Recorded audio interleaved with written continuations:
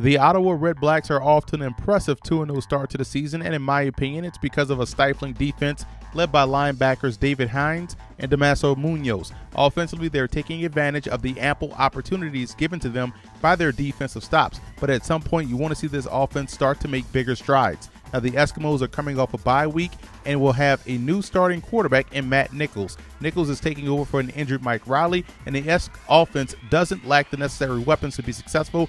They just have to be sure to protect the football.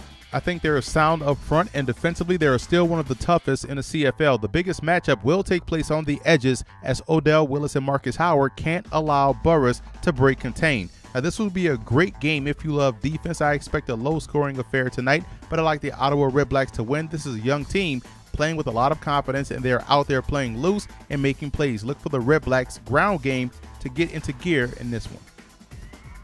The Alouettes travel to Winnipeg to take on the Blue Bombers, and you can't say enough great things about the play from rookie quarterback Rakeem Cato. Cato stabilized the offense last week en route to a victory over the Calgary Stampeders, but you have to also give credit to that Alouettes defense that played with the swagger that we saw from them last year. Their hard-hitting style set the tone early. Drew Willie will be back in the starting lineup for the Blue Bombers as they look to get back on the winning track. What I like about the Bombers is that they can definitely put points up on the board. I think with guys like Nick Moore, the wide receiver, and running back Paris Cotton, cause all types of problems in space for defenses. This week, defensively, we'll learn a lot about their ability to get after the quarterback. I think they will have a tough time getting to the L's offense and getting them off the field. I like Montreal.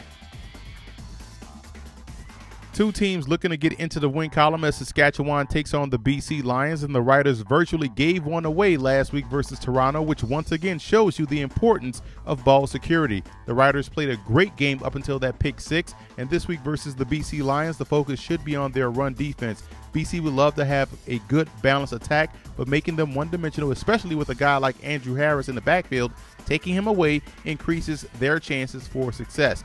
Now, for the Lions in this game, they have to do a much better job on second down. There were some opportunities versus Ottawa, but they couldn't sustain drives. And facing what will probably be a heavy pressure style defense, I will look for the screen game to be in effect. That's both with wide receiver and running back screens. Now, defensively, they have to protect the hashes. I think that could be key in this ball game. I look at the halfback Stephen Clark and TJ Lee having to play huge roles in this one.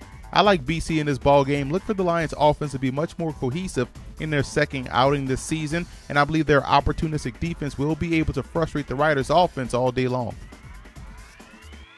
Monday Night Football as Toronto battles Calgary, and no one has started the CFL season hotter than quarterback Trevor Harris of the Argonauts. He's been accurate and efficient with the football. The big loss for this offense, however, is slot back Andre Dury, who will be out for the rest of the season with a knee injury. But second-year man Anthony Coombs out of Manitoba will step in and take his place, and he's a dangerous open field runner.